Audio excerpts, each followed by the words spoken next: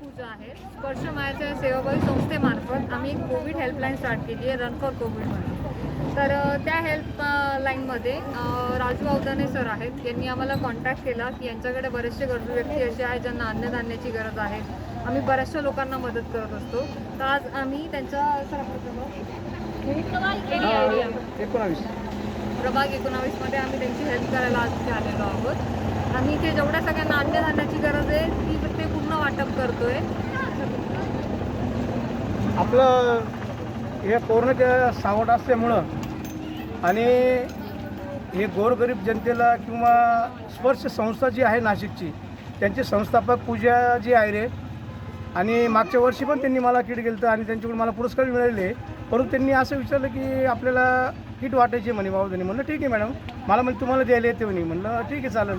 तर त्यांनी मला काल फोन केल्यानंतर मी म्हणलं की मॅडम तुम्हाला जे योग्य असं वाटेल तर बा जे काही अजून जे गरजवंत आहे, ज्यांना खरंच या किराणा मालाची किटची गरज आहे, तर त्यांना बी आपण हे देऊ शकतो.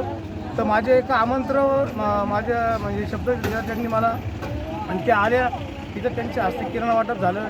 आणि ही सेवा म्हणजे फार एक अन्नदान सेवा आहे, ही करणं फार गरजेचं असतं.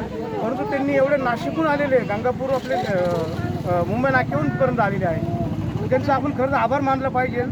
आणि वेळोवेळी प्रत्येकाला ते सहकार्य करत असतात. माझ्यासारख्या कलावंताला बी त्यांनी सहकार्य केलेलं आहे. तर मी म्हटलं मॅडम मग आपण जर तुमच्याकडे जर काही अजून एक्स्ट्रा असेल किट तर आपण इथल्या काही जनतेला आपण ते देऊ शकतो. आणि त्यांनी माझं निमंत्रण जे आज दिलं त्यांना ते आले आणि इथं किट वाटलं. त्याबद्दल त्यांचं मी पूजा यांचं आणि त्यांच्या टीमचं सर्वांचं मी इथं मनापासून आभार मानतो. आणि पुढच्या कार्यक्रमाला पूजाताई काय सुरू करतो.